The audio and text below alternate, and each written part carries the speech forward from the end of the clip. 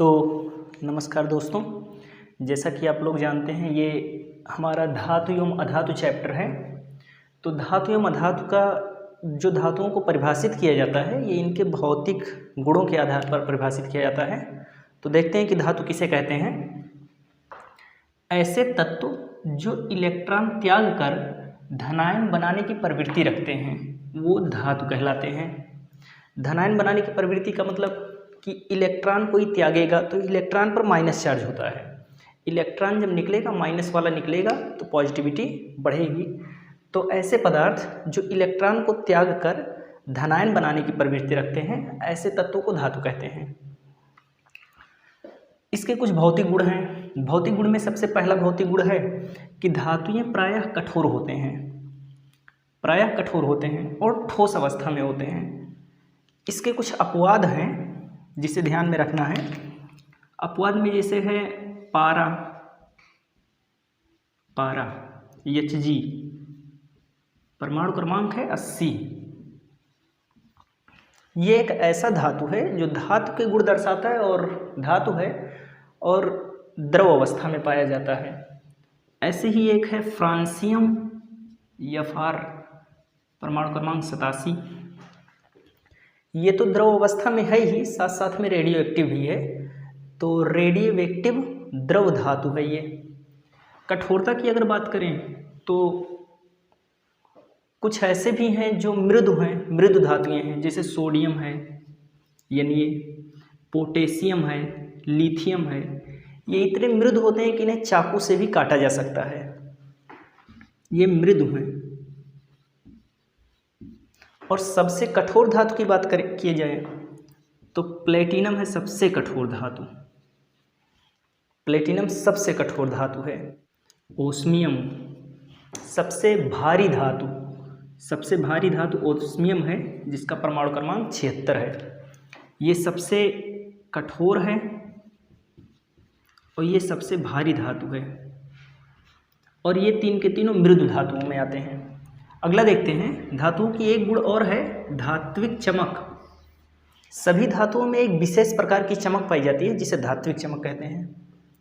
अगला गुण है धातुओं का कि धातुओं को पीटकर पतले चादर में परिवर्तित किया जा सकता है। जो भी धातुएं हैं उन्हें हम पीटेंगे तो वो टूटकर बिखरेंगे नहीं, वो पतले चादर में परिवर्तित हो जाते हैं। धातुओं की इस गुण को आघात वर्ध्यता कहते हैं, यानी आघात करने पर, प्रहार करने पर ये टूटकर बिखरते नहीं हैं, फैलते हैं, चद्दर में परिवर्तित हो जाते हैं।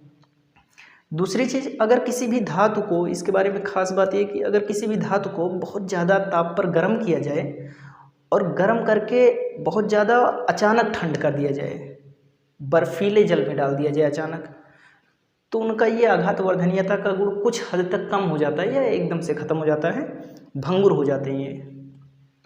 तो इसलिए धातुओं को बहुत ज़्यादा गर्म करके अचानक से ठंड नहीं करनी चाहिए। अगला गुण है धातुओं का, धातुओं को पतले तार में खींचा जा सकता है। धातुओं से पतला सा तार बनाया जा सकता है, उसे पतले तार में खींचा जा सकता है, जबकि अधातुओं से ऐसा नहीं किया जा सकता। इस गुण को तन्यता कहते हैं। जैसे सबसे तन्य धातु है सोना, सबसे तन्य धातु है, इससे बहुत पतला तार खींचा जा सकता है। टंगस्टन है, चांदी है, इन सबसे बहुत पतले तार खींचे जा सकते हैं। धातु विद्युत और उष्मा के चालक होते हैं।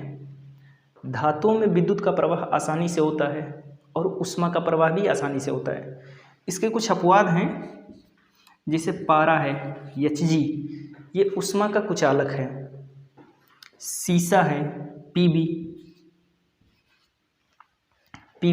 सीसा, परमाणु क्रमांक 82 है, इसका 80 है। ये उष्मा का कुचालक है। ये तो विद्युत का भी कुचालक है, विद्युत का कुचालक भी है और उष्मा का भी कुचालक है। धातु ठोस से टकराकर एक विशेष प्रकार की ध्वनि उत्पन्न करते हैं। कोई भी धातु है, जैसे हमारी स्कूल की घंटी है, वो बजती है बहुत तेज। किसी भी ठोस चीज़ से टकराती हैं जब धातुएं तो एक विशेष प्रकार की ध्वनि उत्पन्न करती हैं। धातुओं के इस गुण को सोरोनस या ध्वनिक का गुण कहते हैं। सभी धातुओं का गलनांक और क्वथनांक लगभग उच्च होता है। दो ऐसे हैं जिनका कह सकते हैं कि कम है, जैसे गैलियम है Ga31, सीजियम है CS55, इनका गलनांक कम होता है। हाथ पर रखते हैं हथेली पर तो उस ताप से, शरीर के टेम्परेचर से भी ये पिघलने लगते हैं।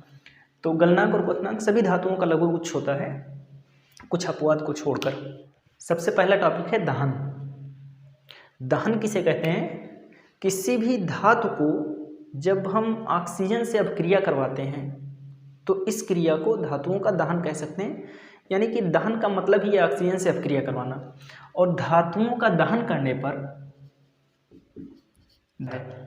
जैसे फॉर एग्जांपल है जिंक है, इस जिंक को जब हम ऑक्सीजन से अपक्रिया करवाते हैं यानी कि दहन करवाते हैं तो हमें जिंक ऑक्साइड प्राप्त होता है। अगर संतुलित करना हो तो संतुलित कर लेते हैं हम लोग। ऐसे ही अगर हम एल्यूमिनियम का दहन करवाएंगे तो एल्यूमिनियम ऑक्साइड प्राप्त होगा। यदि हम एल्यूमिनियम का दहन करवाते हैं तो हमें एल्यूमिनियम ऑक्साइड प्राप्त होता है। अगर हम संतुलित करते हैं इसे तो संतुलित कर लेते हैं। यहाँ पर 3 ऑक्सीजन है, ये संतुलित हो गया। जो धातु ऑक्साइड की प्रकृति होती है ये क्षारीय होती है। प्रायः सभी धातु क्षारीय प्रकृति के होते हैं और इनके ऑक्साइड भी क्षारीय प्रकृति के होते हैं। लेकिन ध्यान में रखना है,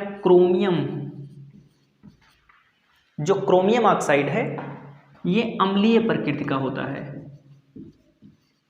सारे के सारे क्या होते हैं? क्षारीय प्रकृति के। केवल क्रोमियम ऑक्साइड है जो अम्लीय प्रकृति का होता है। कुछ ऐसे हैं जैसे एल्यूमिनियम ऑक्साइड है, जिंक ऑक्साइड है,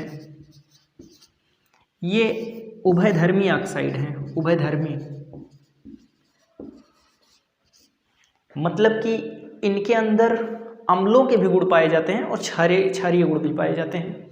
तो धातुओं के सभी ऑक्साइड प्रायः क्षारीय होते हैं। कुछ अपवाद हैं, जैसे क्रोमियम ऑक्साइड अम्लीय होता है और एल्यूमिनियम ऑक्साइड और जिंक ऑक्साइड को हम अपवाद नहीं कह सकते, ये उभयधर्मी ऑक्साइड हैं। अम्लीय गुण भी पाया जाता है और क्षारीय गुण भी इसमें उपस्थित होता है।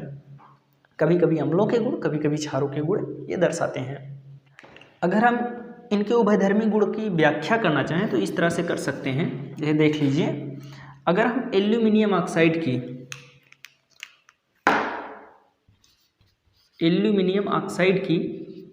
अगर हम लोग अम्ल से अपक्रिया करवा दें, अब यहाँ पर ये क्षारीय गुण इसका प्रदर्शित करेगा। क्षारों की प्रकृति होती है कि अम्ल से अपक्रिया करके लवण और जल बनाते हैं। तो क्या होगा, अगर हम एल्यूमिनियम ऑक्साइड की हाइड्रोक्लोरिक अम्ल से अपक्रिया करते हैं तो हमें प्राप्त होता है AlCl3, एल्यूमिनियम क्लोराइड, जो कि एक लवण है, और फिर इसके बाद जल प्राप्त होगा। संतुलित भी कर सकते हैं आप।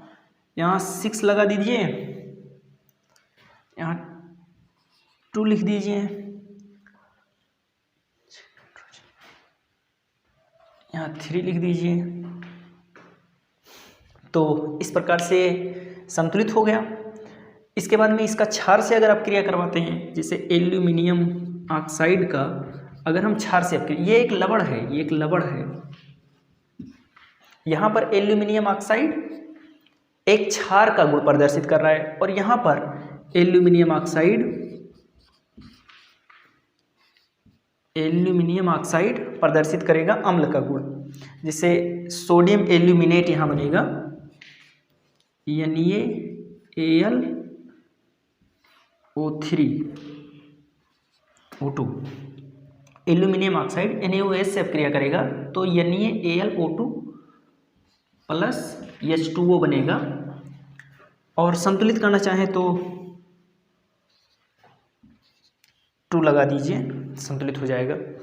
तो देखिए, इस स्थिति में जो एल्यूमिनियम ऑक्साइड है ये अम्ल से अपक्रिया करके लवण बना रहा है, मतलब कि यहाँ पर ये क्षार का गुण प्रदर्शित कर रहा है। और यहाँ पर एल्यूमिनियम ऑक्साइड एक क्षार से अपक्रिया करके लवण बना रहा है, मतलब कि यहाँ अम्लीय गुण प्रदर्शित कर रहा है।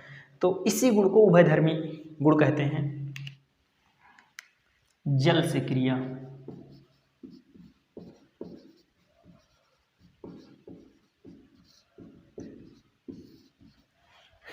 इसके बाद हम लोग देखते हैं जल से क्रिया। तो जो धातु है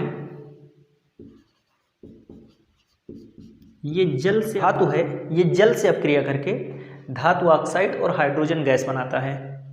एग्जाम्पल है जिससे जिंक है प्लस H2O, जिंक और H2O अपक्रिया करेंगे तो Zn इस O के साथ में, ये जिंक इस O के साथ में धातु ऑक्साइड बनाएगा, जिंक ऑक्साइड, और ये हाइड्रोजन अलग हो जाएगा। जिंक गया ऑक्सीजन के साथ निकल गया और H2 अलग हो गया, हाइड्रोजन गैस अलग हो गया। ऐसे ही बहुत सारा कर सकते हैं हम लोग। जैसे कैल्शियम है, अगर H2O से अपक्रिया करें तो क्या बनाएगा, कैल्शियम ऑक्सीजन के साथ निकल जाएगा, CaO प्लस H2 अलग हो जाएगा। तो धातुएं जल से अपक्रिया करके धातु ऑक्साइड और हाइड्रोजन गैस बनाती हैं। अम्लों से अपक्रिया, अम्ल से अपक्रिया,